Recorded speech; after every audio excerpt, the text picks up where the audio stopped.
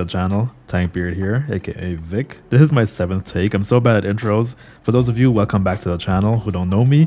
I'm a tank mate. I've been tanking for 10 years in Overwatch, World of Warcraft, and currently on Rivals. I live only the tank life. And today I'm going to talk to you guys about the life of Thor. I play only Thor in Marvel Rivals and occasionally Venom. And this is something I've been dying to do for a while, so check this one out on why you should play Thor. I'm back. If I look like I'm looking at my phones, because I am, my script is in there. I spent the week editing it at work on my lunch break. So if I look like I'm reading off my phone, it's because I am.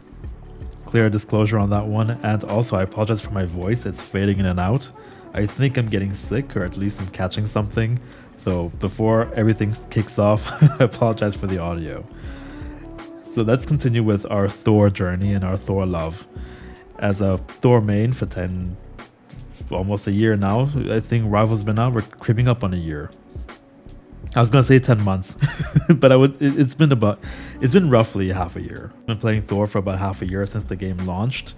I want to just share my love of tanking as Thor with you guys and convince some of you to play Thor, at least convince you DPS and healers, you maniacs, about how we Thor operates and why we do the things that we do.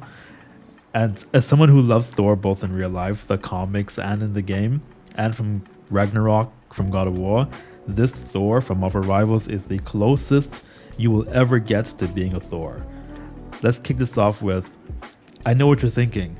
Oh, but Vic, Thor is not really a shield. He's not really somebody for engagement. Wrong. Presence. His presence disrupts the enemy team.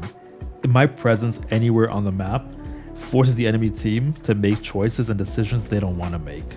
The second I jump in front of a Hela or I get in front of a Groot, if I flank their backlines, they have to make a choice. And that choice is not going to benefit them. It always benefits us.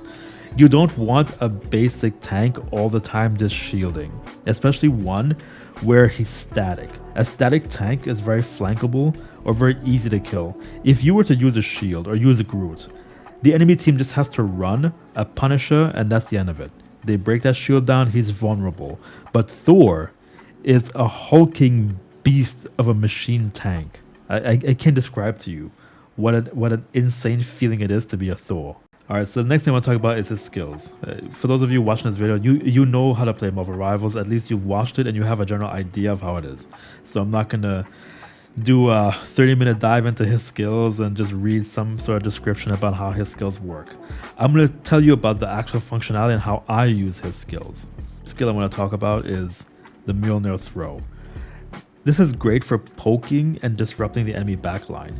This is also great for sniping as well. If you know how to snipe with Thor, you can snipe an Iron Man out the air. You can get a Johnny Storm. You can get Ultron. If you can aim that snipe, you can disrupt them. I've had moments where Hela was ulting and I threw my hammer at her face and it forced the player to fix their attention towards me because something just got into their face. She was scanning for a healer, scanning for a Jeff, or scanning for somebody else, but my hammer got into her face and she pivoted. She turned and tried to find me. So I made her use her ult and waste her time looking for me because I sniped her face. It's a really great one to keep in mind when using his skills. The next one is the lightning fighting mobility that he has, which is really good for engaging. This is the bubble that he drops, the energy field. Quick tip about this one is if you drop that among many people, you can enter Stormcaller mode quicker. The cooldown ends and in 2 seconds you can go back into it. So if you drop your energy field, your Thunder Dome, on top of the enemy where the engagement is, you can essentially stay in Stormcaller mode without any cooldown. Just spam it over and over again and you can snipe off healers through your thunder shots really quickly. The thunderbolts will take all the healers out. It will wreck Groot. It will let you stampede the team from the middle of the map and middle of the engagement. Speaking of Stormcaller mode, I want to get into this one for Thor's the only tank in the entire game that has a transformation. The only person that comes even close to it is Punisher, who gets into a turret. But Thor is the only tank where he has 2 modes. He's got a static mode for engagement and fighting, and he has Stormcaller mode, which is for range. I've used Stormcaller mode and his sniping thunderbolts to snipe Iron Man, Ultron, Hela's. I've gotten people out the sky very easy with that, and I've forced Venom into moving into positions he shouldn't be in. Forced the Venom into moving off the wall and onto the ground, but guess who's on the ground? Punisher. He got shredded from that. So Stormcaller mode is the ultimate mini ult. That's basically an ult before a big ult. To be honest, I find Stormcaller mode much more functional than my actual ult. For myself as a Thor, I use Stormcaller mode way more frequently than I do my actual ult. I have matches where I just don't use my ult at all, and I just stay in Stormcaller mode the entire time and snipe, kill, and destroy the enemy team. I create so much space and disrupt all their engagement, it makes the enemy team feel like they're up against a one-man army. That mode is unbelievably fun and really great for protecting, making space, and getting the enemy team out of the way.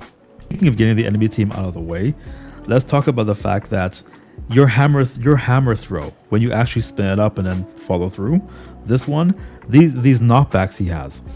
Knockbacks are really great for Thor when it's great for disrupting snipers. If you can force a Namor to change it, it takes time. Anyone who plays a DPS can comment below. You guys know it takes time to snipe up a heal.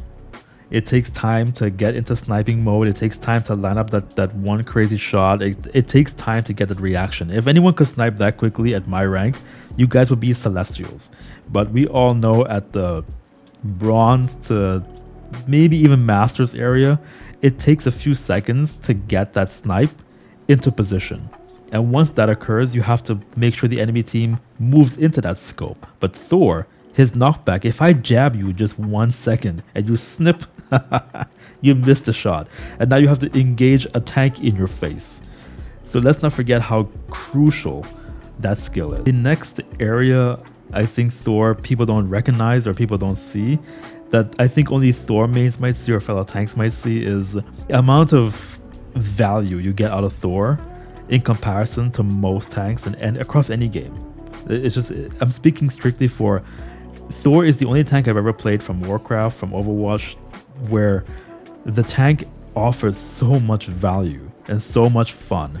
Hasn't gotten the nerf hammer yet, and I hope to God he never does, because if he does, I'll be so pissed off. Let's talk about control.